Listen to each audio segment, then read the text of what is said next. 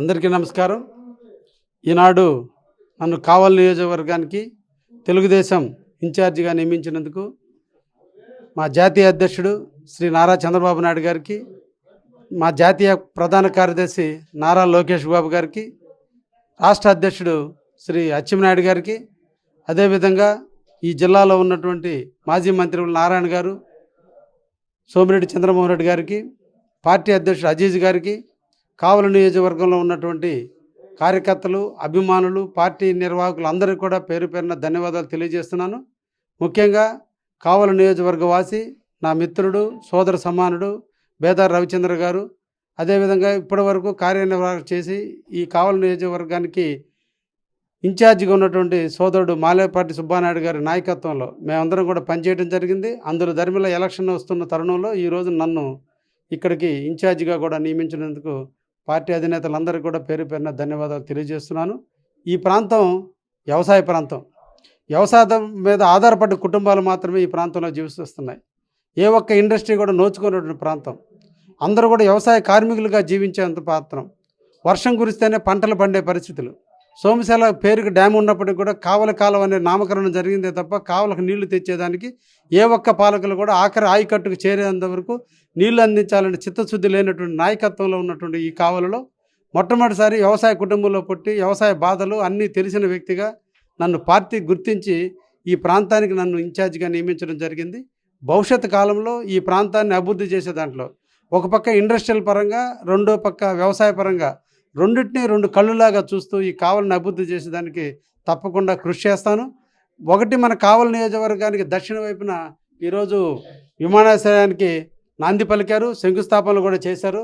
దురదృష్టం ఈరోజు ఆ విమానాశ్రయాన్ని వేరే ప్రాంతానికి తరలించేదానికి పాలకులు ప్రయత్నిస్తున్నారు. తప్పకుండా ఎక్కడైతే శంకుస్థాపన జరిగిందో అదే ప్రాంతంలో మళ్ళీ విమానాశ్రయాన్ని నిర్మించేదానికి నేను తప్పకుండా కృషి చేస్తాను. అదేవిధంగా కావలికి ఉత్తర వైపున రామాయపట్నం పోర్టు వచ్చింది. ఎక్కడైతే మన పోర్టు నిర్మాణం జరుగుతుందో ఆ ప్రాంతంలో ఇండస్ట్రీలు ఎక్కువగా రావడానికి అవకాశం ఉంది. అది కావలి ప్రాంతానికి ఆనుకొని ఉంది కాబట్టి అక్కడ ఎక్కువ ఇండస్ట్రీలు తెచ్చి కావలిలో ఉన్నటువంటి యువతకి అందరికీ కూడా ఈరోజు ఉద్యోగ కల్పనకి నాంది పలకతానని కూడా ఈ సందర్భంగా తెలియజేస్తున్నాను. కాబట్టి ఒక పక్క వ్యవసాయ రంగం, రెండు ఇండస్ట్రియల్ పరంగా కావలిని అభివృద్ధి చేసేదానికి నా వంతు నేను కృషి చేస్తానని కూడా ఈ సందర్భంగా తెలియజేస్తున్నాను. కావలి నియోజకవర్గంలో ఎలాంటి సమస్యలు ఉన్నాయి, వాటి గురించి చంద్రబాబు గారితో మీరు చర్చించారా? టిక్కెట్కి ఇప్పుడు వ్యక్తిగతంగా చర్చించేటువంటి సమస్యలు కాదు ఇవి. ఎలక్షన్లో ఒక మేనిఫెస్టోగా పెట్టుకోవాలి. పార్టీ అధిష్టానం ఆల్రెడీ మేనిఫెస్టోగా పెట్టుంది. కావలిలో కూడా నేను ఒక మేనిఫెస్టోని, లోకల్ మేనిఫెస్టోని కూడా చేసుకుంటున్నాం. కావలికి 4 వైపులా 4 రహదారులు ఉన్నాయి, 4 పక్కల 4 సమస్యలు కూడా ఉన్నాయి. ఈ సమస్యలన్నీ పరిష్కరించాలి. కావలి ప్రజలందరూ కూడా ఈరోజు భయభ్రాంతులతో బతుకుతున్నారు. కావలిలో శాంతి భద్రతలు లోపించున్నాయి. కావలిలో హింసావాదం పెట్టరేగిపోయింది. అన్ని రకాల ఎలిమెంట్స్ ఈరోజు కావలిలో నడుస్తుంది. ఒక పక్క గంజాయి ఈరోజు కావలిలో విచ్చలవిడిగా పిల్లలు ఈరోజు గంజాయి మత్తులో తూగిసలాడుతున్నారు. వీటన్నిటికి కూడా ఇక్కడ పరిపాలించే పాలకులే దీనికి కారణం. వీటన్నిటిని నిర్వీర్యం చేసి కావలిని ఒక ప్రశాంతమైన వాతావరణంలో, కావాలంటే ఒక ప్రశాంతతకు మారుపేరుగా, కావాలంటే అందరూ కూడా స్వేచ్ఛా జీవితంలో సాగించే విధంగా, కులాలకి, మతాలకి, వర్గాలకి, వర్ణాలకి, ప్రాంతాలకి అతీతంగా అందరు వ్యక్తులు వచ్చి ఇక్కడ వ్యాపారం చేసుకోవచ్చు, జీవించవచ్చు, అన్ని రకాల మతస్థులు బతకొచ్చు అనే విధంగా కావాలని తీర్చిదిద్దాలని ఒక ధ్యేయంతోనే ముందుకొచ్చాను. దీనికి తెలుగుదేశం పార్టీ నాయకులు, కార్యకర్తలు అందరూ అండదండలతో, ప్రజల యొక్క దీవెనలతో తప్పకుండా భవిష్యత్తు కాలంలో కావాలని అభివృద్ధి చేసేదానికి, కావాలని ఒకటి ముఖ్యంగా చెప్పాలి, కావలి ఈ రోజున అవినీతిమయమైన కావాలని జీవితంలో ప్రశాంతమైన కావలిగా, ఎక్కడ కరప్షన్కి తావులేని కావలంగా, రాజకీయ నాయకుడు అంటే ఇలా ఉండాలనే విధంగా జీవిస్తానని కూడా ఈ సందర్భంగా తెలియజేస్తూ అందరికీ ధన్యవాదాలు. Thank you. కృష్ణారెడ్డి గారికి టికెట్ అనౌన్స్ అయినమ్మటే రాత్రి నుంచే తెలుగుదేశం పార్టీ క్యాడర్ మొత్తం కూడా సంబరాలు అంబరాన్నంటాయి. కావ్య కృష్ణారెడ్డి గారిని అనౌన్స్ చేయడంతో కావల్లో తెలుగుదేశం పార్టీ జెండా ఎగరబోతుంది. రాబోయే సార్వత్రిక ఎలక్షన్స్లో దగమాటి కృష్ణారెడ్డి గారు ఎమ్మెల్యేగా గెలవబోతున్నారు. అది కూడా కావలి నియోజకవర్గంలో ప్రతాప్ కుమార్ రెడ్డి గారు మంచి అభివృద్ధి పనులు చేశారు. ఈసారి నేనే గెలుస్తాను కూడా చేస్తాను. అభివృద్ధి గురించి మాట్లాడే అర్హత వైసీపీ పార్టీకే లేదని నేను ఈ సందర్భంగా తెలియజేస్తున్నాను. ఎందుకనంటే వాళ్ళు అభివృద్ధి ఏం చేశారు? ఈరోజు దాదాపు 8 లక్షల కోట్లు అప్పులు చేసేసి నవరత్నాలు అని చెప్పేసి నకిలీ రత్నాల పేర్లతోటి ఏదో మొక్కుబడిగా సంక్షేమ పథకాలు మొహానిధులు ఇచ్చినట్టు చేస్తున్నారు తప్పితే కనీసం ఎక్కడన్నా ఆ ఫ్లైఓవర్ మీద బ్రిడ్జి మీద ఎన్నో సంవత్సరాల నుంచి ఇప్పుడు వీళ్ళు అధికారంలోకి వచ్చినప్పటి నుంచి ఆడ గుంటలు ఉంటే కనీసం ఆ గుంటలు బూడ్చే పరిస్థితి కూడా ఈరోజు ఈ ప్రభుత్వానికి లేదు. ఈరోజు ఒక్కసారి తుమ్మలపేంట రోడ్డు చూసామనంటే నిత్యం ఎంతోమంది యాక్సిడెంట్లకు గురవుతూ ఉన్నారు, రోడ్డు ప్రమాదాలకు గురవుతూ ఉన్నాయి. ఒక్కసారి ఆ రోడ్డు కానీ చూసామంటే వీళ్ళు ఏం చేశారనే అభివృద్ధి?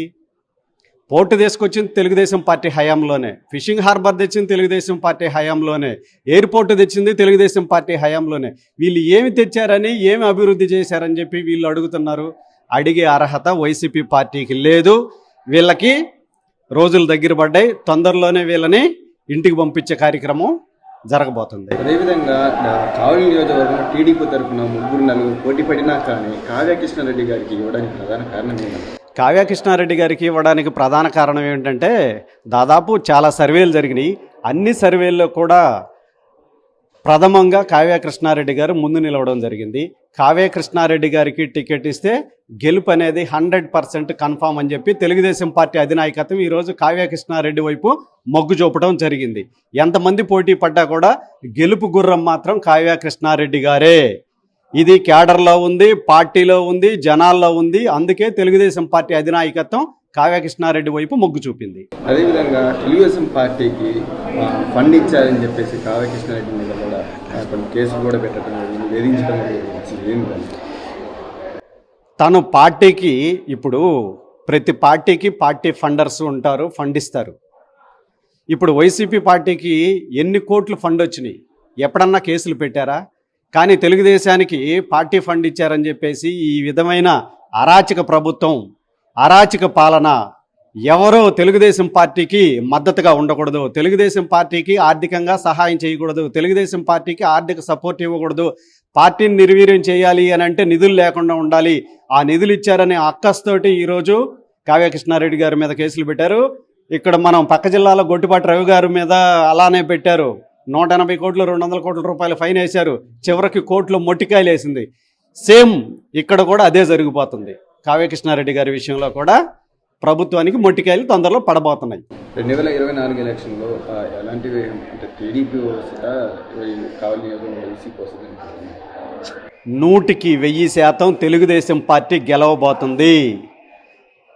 అసెంబ్లీలో కావ్య కృష్ణారెడ్డి గారు అధ్యక్ష అని మాట్లాడబోతున్నారు. కావలి నుంచి కావ్య కృష్ణారెడ్డి గారిని గెలిపించి అసెంబ్లీకి తెలుగుదేశం పార్టీ కేడర్ మొత్తం కూడా పంపబోతుంది. ఇది తథ్యం. ఎలా ఉండబోతుంది అసలు ఎలక్షన్లో?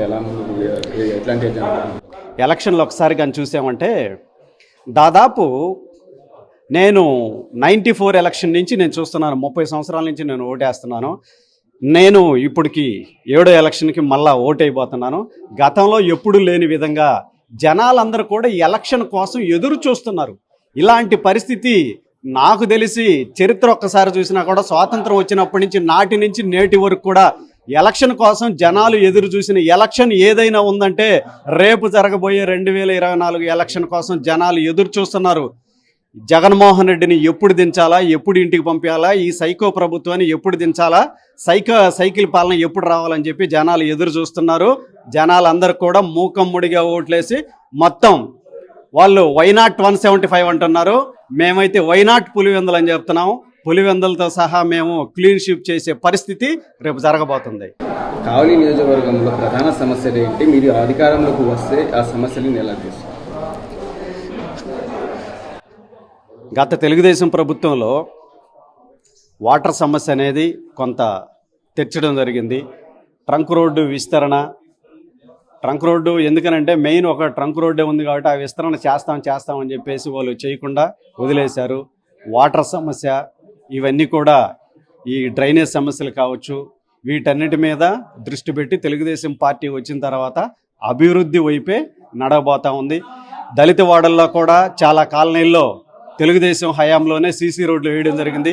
అప్పటి నుంచి ఇప్పటికి కూడా ఒక్క సీసీ రోడ్లు కూడా ఎక్కడ వేసిన పరిస్థితి లేదు. రేపు తెలుగుదేశం పార్టీ వచ్చిన తర్వాత అన్ని ఏరియాల్లో కూడా డ్రైనేజ్ వ్యవస్థ కావచ్చు, సీసీ రోడ్లు కావచ్చు, వాటర్ సమస్య కావచ్చు, అన్ని మౌలిక సదుపాయాలు ఎక్కడైతే తక్కువ ఉన్నాయి అన్ని చోట్ల డెవలప్ చేస్తారు. ట్రంక్ రోడ్డు విస్తరణతో సహా ఇక్కడ మనకి తుమ్మలపెంట రోడ్డు ఎప్పుడో అది శాంక్షన్ అయి ఉన్నా కూడా చేసే పరిస్థితి లేదు. తెలుగుదేశం పార్టీ రావడంతో ఆ తుమ్మలపెంట రోడ్డును కూడా తెలుగుదేశం పార్టీ హయాంలోనే చేయబోతున్నాం.